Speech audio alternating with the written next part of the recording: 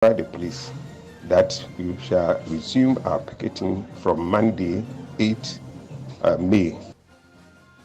Tonight, with ratings agency Fitch disclosing that the domestic debt exchange yielded only 1% reduction in the country's monumental debt, which is still above 100% to GDP, we ask, was the domestic debt exchange worth all the pain inflicted on poor pensioners and individual bondholders and the banks?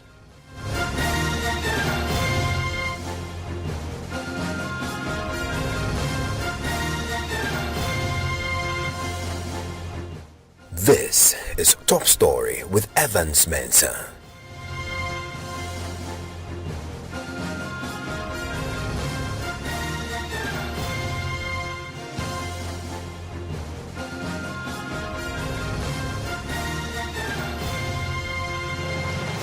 And Top Story is always brought to you by Vodafone. Tonight, pensioners are set to storm the finance ministry for another round of protest as government failed to meet a deadline which expired 30 minutes ago to pay up all outstanding coupons and principals following the controversial debt exchange program. The Pensioners Bondholders Forum is the first to declare that they are hitting the streets. Today, they have been speaking about their intentions. My colleague James Avlagis in the studio with details of this. Now, James, we know before they can step out there and protest, they would have to get the police involved at some point. Have they satisfied that? Evans, essentially, they do not really need the permission of the police to do this, but the indication we have is that they have written to inform the police of their intention. We can listen to Dr. Edouard Nanientri. We gave the government up to 28 April to pay us all our outstanding coupons and principals. Today is 28 April. We haven't heard anything from government. Consequently, we have sent notification to the police. We have to give the police some notice. We have notified the police that we shall resume our picketing from Monday, 8th May. So this is definitely coming off from the point of view of the pensioners, and you've been covering when this first the protest started. They went on for quite a bit, right? Yes. You were there throughout. How have they done it in the past, and do we have an indication how they plan to do it now? Okay, so it lasted for 2 straight weeks. They started on the 6th of February and ended on Friday, the 17th of February. Now, on the first day of the picketing, that was when they had the first audience with the finance minister, who actually asked them to tell him exactly what their demands are, and he made it known to them that government had actually provided for that in the you remember the first relief that they gave out for them to sign on, for all pension holders to sign on to. But they persisted and continued the next day because their demand essentially was for the finance minister to pronounce them exempted. That is where the explanation of self-exemption and being exempted by the government came in from that onset. And then it continued all through to Thursday, where we had the former Chief Justice, Sophia Akufo, joining them on the protest with all the soundbite we could get from that. The following week, it continued up to Thursday again, when they had another audience with the finance minister, who verbally pronounced that they have been exempted. But the position taken then was that they needed a written document to back that. And so the next day, which was Friday, 17th of February, the finance minister was supposed to be in Parliament. And they were invited. It was invited by Parliament to update Parliament on the steps they have taken so far in the domestic debt exchange program. And so they took the final day of the protest to Parliament, where the finance minister again gave them assurance that they have been exempted. Said it on the floor of Parliament. On the floor of Parliament. So it became a formal pronouncement and recorded by Parliament. But then they also gave them a certain documentation, right, to prove that. Yes, they had an audience with a Speaker of Parliament as well and the leadership of Parliament. Then, I think the following week, the Finance Ministry wrote to them officially telling them that they have been exempted. That was when they officially called off the whole of the protest With the after expectation 2 that weeks, now that with the expectation that they'll they be are paid. going home to get all their coupons as well as the principals that matured in the time. As it turned out, they'll be getting them paid. they will still not be paid, and they haven't been paid for a while. At the time they started this protest, it was, I believe it was an hour a day. It was an hour a day from 10 a.m. to 11 a.m. What do we know about this latest series that they're about to begin? Is it going to be an hour a day, or this is going to be extended beyond an hour? They say it will be the same format from 10 a.m. to 11 a.m. But we can get more on that from Dr. Eduana Nienchu again. We will do the picketing during the same hours, 10 o'clock to 11 o'clock in the morning, each working day. We will continue to be there when we start on the 8th May and continue every day, every working day, until all these payments are made and payments are returned to normalcy. That is what we are going to do. And James, I'm very curious about this. You know, this is the Pensioners Bondholders Forum, but there are two other forums, all of individual bondholders, the Individual Bondholders Forum, the Individual Bondholders Association of Ghana, at least the Individual Bondholders Association of Ghana, unhappy with the current status quo that they've not been paid. There's a sense I get that this latest series of protests by the pensioners may be one that they will possibly have to do with some other group. What was their approach to tolerating or bringing in others who were not pensioners to join them in the protest? Were they tolerant of that? Not at all, because if you remember, the Fix the Country movement led by the convener, The lawyer. yeah, the lawyer, as well as the Arise Ghana, came together and joined them on the Thursday that they had the final audience with the finance minister at the finance ministry. And initially, they accommodated them. But when the interaction with the finance minister get heated, Dr. Nanyentri indicated clearly that those were some of the reasons why they did not allow for other groups to join them. And so he said explicitly that they didn't want to allow But they didn't recognize them at all. They didn't recognize them at all because they would want to serve their message the way they want to serve it, different from how other groups want to serve it. That was when other groups were having some level of engagement with government, which they did not want to do. And so the indication initially was that they do not want other members to join them in this kind of protest. 2 weeks ago, when you talk with Senor Hosi, he indicated that if it becomes worse, that they would, the individual bondholders association or forum would have to join them on the picketing. They would do that, but it is not yet clear if they would open up their arms to have other groups joining them in this second round of protest. Let's bring in another group, as we've been talking about, groups that may not be happy with the current state of affairs with the unpaid coupons and principals. Let's bring in convener of the Individual Bondholders Association of Ghana. He is lawyer Martin Kpebu. Mr. Kpebu, thank you for your time here on Top Story. This is the 28th Friday close of day. I know you've also indicated 28th as your deadline to hear from the government. Have you heard anything from the Finance Ministry? No, not yet. Are you expecting to? Yes. We are expecting the Finance Minister to answer because, we are creditors of the government. So you owe your citizens. They actually work too hard. We are creditors and then we are citizens as well.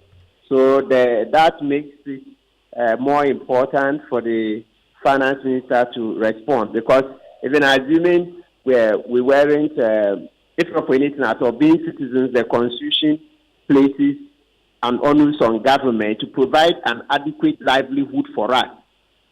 Freebies, the government must give us freebies, Article 36, Clause 1.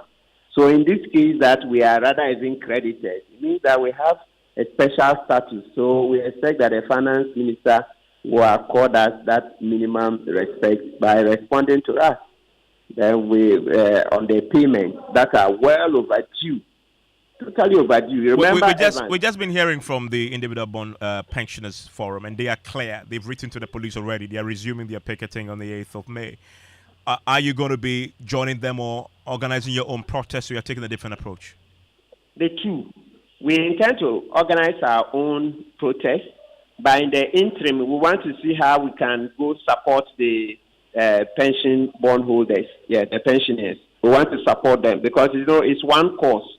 Because government made it very clear, the finance minister's letter of 27 February 2023 and previous other statements, and also remember the SONA address, President Kufuor promised that government will honor existing bonds.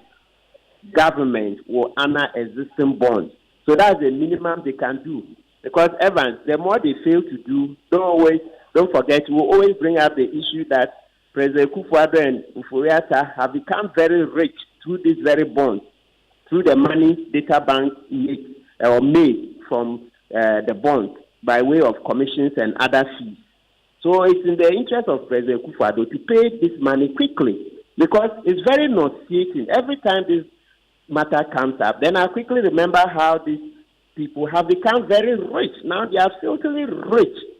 And millions of us citizens have become poorer. One of our members died recently. Some can't buy medication. Others can't buy food. You can't live like that. You can't make yourself rich in one transaction and then in the process impoverish millions of your fellow citizens. Whatever it takes, President Kufuor and Ufuriata have to make sure that we are paid. Maybe the starting point is that Ufuriata, they should return all the fees and commissions data bank made. Let me ask you. So the plan is proceed with your own strategy in terms of protest and also maybe join the pensioners. But I've just been hearing from my colleague who has been covering the pensioners, they don't seem to be pretty tolerant of others joining them in this protest, as we saw when the Fix the Country guys attempted to join them. Have we had a conversation to formalize an arrangement for a joint protest? Evans, we spoke before this deadline came. I don't want to go too much into details, but we did some preliminary contacts and they look very positive. So now that there is an official notification to the police, we'll go back to them and see whether we can firm up. If not, as I said, we were also waiting for this 28th, and after it, we'll also mount our own protest. Don't forget, this matter affects at least 6 million citizens. So it's not something we will allow to just die quietly. No, citizens are dying. Citizens are starving. Citizens are being thrown out of their rented premises. Citizens are not able to buy medication. So every day, this matter is on the front burner. And so whatever it takes to ratchet up the protest, we will do. And the technical committee that was set up, and they have been working. Yesterday, I noticed that the finance ministry was requesting a meeting, a virtual meeting with individual bondholders to discuss some terms. Did you participate? No, I didn't. Okay. But did the association some persons did, yes. But you see, Evans, what I can tell you about those meetings are that they're just, time buying. It's just a ploy to buy time. So they pretend to be engaging us so that they buy time. That's how come we're saying that, look, those meetings notwithstanding, government should just come out clearly. I will pay you on X date. Now that they are not doing it, we will advise ourselves. Thank you very much. That is Martin Kpebu there with the Individual Bondholders Association of Ghana. The Individual Bondholders Forum, they have been part of the technical committee meetings over the last few days, trying to resolve this matter with the government and to secure the payments of these bonds and principals. We'll get an update on that for you. In fact, Senor Hossi is a convener of the Individual Bondholders Forum and joins us right now with a quick update on that. Mr. Hossi, I'm grateful that you could join us here on Top Story. I know you've been part of the technical committee meetings with the Finance Ministry. Yesterday there was one. Do you have an agreement going forward now? Hello, Mr. Hossi. Hello? Yes, can you hear me? Yeah, you're very faint, Ivan. Okay, let's see if you could hear me. Is it better? Well, but if you can hear me, that'll be fine. Yes, I can hear you. I'm asking if you've had some closure now, some agreement with the government following the meetings you've been having with the technical committee.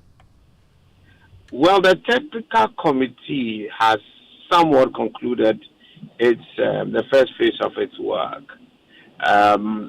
For it to really culminate into a full agreement would require some sign-off from the minister and some other legal arrangements that we concluded on following our meetings so far. It is still fair to say that we have some kind of an agreement, but that process has to be fully legitimized with the Minister of Finance's sign-off. So we're hopeful that that should be done by Tuesday. I'm also fairly informed that some payments have been instructed for some of the coupons that are standing to be dispersed, at least from the central bank point, and that may be sometime today or close of business. But now that may have gone. So we are quite hopeful some payments will flow in sometime on Tuesday when business resumes, or Tuesday or Wednesday, and that's also part of the technical committee work that we have so far undertaken. Okay, do we know which bonds will be paid now? There's so many of them. So there's so many of them. As a matter of fact, we have about 18 coupons outstanding. And now I think we have a few more that are joining sometime next week or the week after. So and we also have I think about 3 maturities or principal payments also outstanding. So we are just going to be dealing with it. Our agreement so far, or the understanding we have, is that it has to be on a first in, first out basis. Some amount of money has somewhat been allocated for the initial disbursements. We've also come up with an arrangement going forward. I mean, I could share highlights on that. Please so do. Please do, of course. I mean, this is all this is about. The proposal that was tabled by the IBF was amidst government indicated liquidity challenges, which were quite obvious. You know, government is out of the bond market now. That creates a number of liquidity challenges for it to keep refinancing the existing bonds. So a lot of our funding is really coming from the domestic and coming actively from the treasury bill angle. We also looked at certain challenges they were having. I mean, we reviewed the issues with the monetary policies, the liquidity, the cash reserve requirements, new relevant financial monetary policy interventions by the central bank, also creating certain implications for the fiscal side. So there was a need for us to find some consensus around and find a win-win situation, both for government and ourselves, and also for them to also sustain their path towards fiscal recovery and also the IMF arrangement. What we are tabled was that amidst these difficulties, we need to arrange for all coupon payments to be paid as and when they are due. And also at the same time, for the principal payments, which are quite hefty, if government continues to have liquidity challenges, we create an option which government may exercise to convert that into treasury bills. We discussed a ratio or a distribution of those treasury bills from a 91-day to a 182-day or 364-day treasury bill. This creates 2 opportunities for our bondholders. One, an opportunity to retain value, because any delayed payments without any interest accruing on it, that's only one thing, erodes value. The other thing also creates an opportunity for them to liquidate their positions and realize cash. On the market, secondary market today, treasury bills are the only actively traded papers. All bonds are illiquid, new bonds are illiquid. All bonds are illiquid. The only liquid security on our market today is the treasury bill. So that gives our bondholders a perfect window of opportunity for them to either realize their cash or for them to invest in a more reliable security going forward. There's another issue that will now be outstanding. We have a number of payments that are yet to be paid in coupons and also in maturities. We have reached some consensus around the 1st of June being the transition date.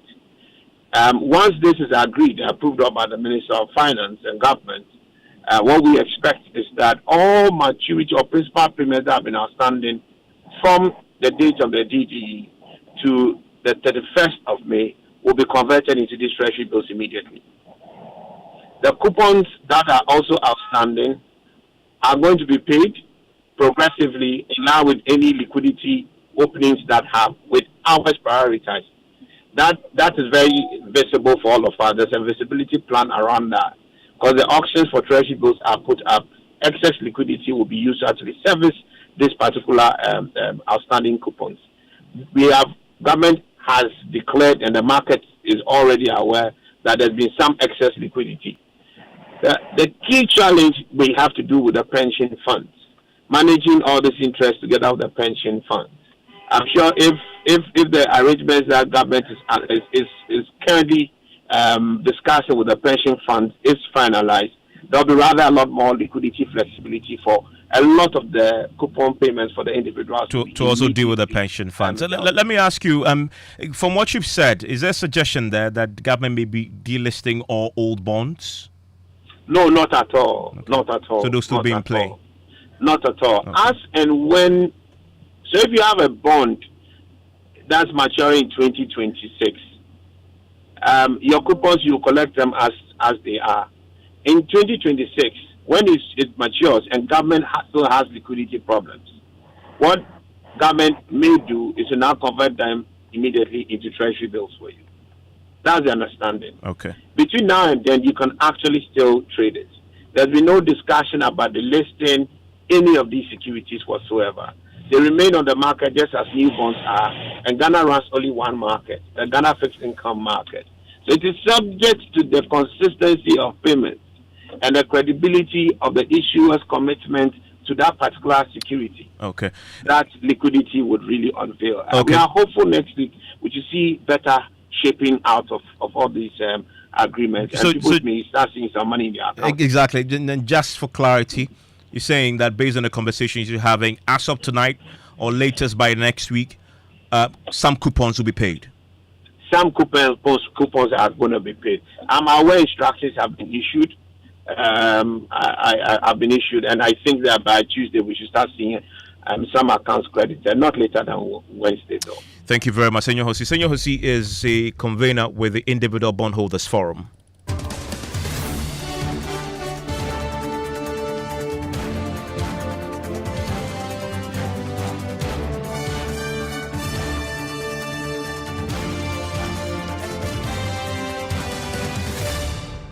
Now, to some other major developing story in the last few days, we've heard another significant downgrade of our current debt portfolio and government's ratings, this country's own ratings when it comes to our ability to borrow and our creditworthiness to further junk status by Fitch.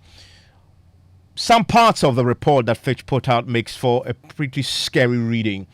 If you read the part about that analyzes the reasons why they've downgraded us further, they make the point in the first sentence of the analysis when it comes to domestic debt exchange and its impact, that despite attempts to reprofile and lower the interest rates for redemption, the present value of the public debt to GDP has only been reduced by 1% to slightly above 100% of GDP. This refers to the fact that the country's total public debt, when calculated using the discount rate of 5%, has decreased by only 1 percentage point to a level that is still slightly above the country's GDP. To put it simply, the entire debt, the domestic debt exchange program, which has led to all the controversy, the pain, as you've said, as you heard there from Martin Kwebu, the death of one of their members, the suffering of pensioners and thousands of other people, only led to a 1% reduction in our debt portfolio, 1% reduction in our debt to GDP ratios, which is what the Fitch says is one of the reasons why they have downgraded us further. It begs the question, was it worth all that pain? Let's bring in Professor Bokwe, who is an economist with the University of Ghana, joins us on the telephone line right now. Doc, when you read that Fitch report and that part of that document that detailed the reasons why they've had to downgrade us further and make this analysis and arrive at this 1% reduction in our debt, what was your reaction to that? Well, good evening, Evans, and good evening to our cherished listeners. Well, I wasn't surprised. I wasn't surprised because I knew that so far government got far less from the domestic debt exchange compared to what they had anticipated in terms of the fiscal savings. That said, Evans, we were on a certain path, and what you see is a reversal. So to achieve a 1% reduction in present value terms is a good starting point. Okay? So which means that the tipping point had changed more or less in our favor in bringing the debt to GDP ratio down. Remember that in line with this, the IMF also did their forecast that by the end of this year, the debt to GDP ratio will come down to or below 100%. Yeah, we have said that the timeline that the IMF had given, that we needed to bring our debt to GDP ratio in present value terms to 55% by 2028 was going to be difficult for the country to meet that. That said, if you look at the original debt memorandum that was announced on December 5th, if the banks, financial institutions, and everybody had tendered their old bonds for the new ones, the fiscal savings would have been far more than what we are seeing now. What you see now tells you that there is still some level of restructuring that we need to do with the domestic debt in order to reach our end point faster. And the reason I'm saying so is that or the original domestic debt exchange, government wasn't going to pay any coupon in the whole of 2023. If they had succeeded with that, with 100% tendering, the fiscal savings from there would have been a lot. And then also just a small percentage would have been paid in 2024. But you see that with the pushback from stakeholders and also a reflection of government's own strategy, government only ended up reducing the coupon payment. That is where the burden is, from just 19.3% based on the old bonds to just about 8.3% of with respect to the new bonds, right? So that difference is some level of savings for the government. It's not that much, but it's also because we ended up restructuring a smaller universe of eligible bonds. Government has set out to restructure 137 billion cedis. They ended up with the eligible universe of eligible bonds of just 98 billion cedis. Out of that, just about 85% tendered. Now, if you look at the total domestic debt, we still have up to, I think, roughly 125 or 123 billion cedis of domestic debt that are eligible for restructuring, including pensions, about 29.2 billion cedis. You also have the cocoa bill, about 8.1 billion, and then Bank of Ghana's overdraft facility extension to Ghana government in excess of 77 billion cedis. So if you put all these things together, and if the government is able to reach consensus with the restructuring of this one, that will also bring additional fiscal relief or fiscal savings. Then you go to the external debt, where you have euro bonds about 14 point something billion dollars. Then you have external bilateral, okay, over 5 billion. So if you add that alone, we have almost approximately $20 billion of external debt in the form of external commercial, external bilateral that the country could restructure and make some savings from there. But overall, the message that we should get from this is that so far, that it cannot take only debt restructuring for Ghana to reach debt sustainability. No. we have to look at a combination of fiscal adjustment, especially expenditure-based fiscal adjustment, and then also structural adjustment together with debt restructuring, which will enable us to reach the debt sustainability by 2028. But I have my doubts. Okay, and Prophet, a direct question now. On the back of that 1% reduction, which is pretty minute compared to what we intended, was this whole domestic debt exchange program worth it? Maybe now that the banks are publishing their books and we see all the losses. But of course, if the debt-induced macroeconomic instability manifesting in impairment when you mark to market government financial instruments on the books of the bank. So you see the impairment losses as very, very high. Right? But the liquidity loss, which is rather a fiscal gain to the government, is not that much. So we'll say that yes, the fact that we needed an IMF program and the fact that we needed to turn the tide, because the way we're heading dangerously. We needed to do something about our debt stock. So we'll say that it's a bold decision the government took, but the approach and the lack of consensus building in all of that has impacted the overall outcome. And therefore, if you look at the pain compared to the gain, it looks as though it raises a lot of questions. But don't forget that we are not done. We are not done yet, right?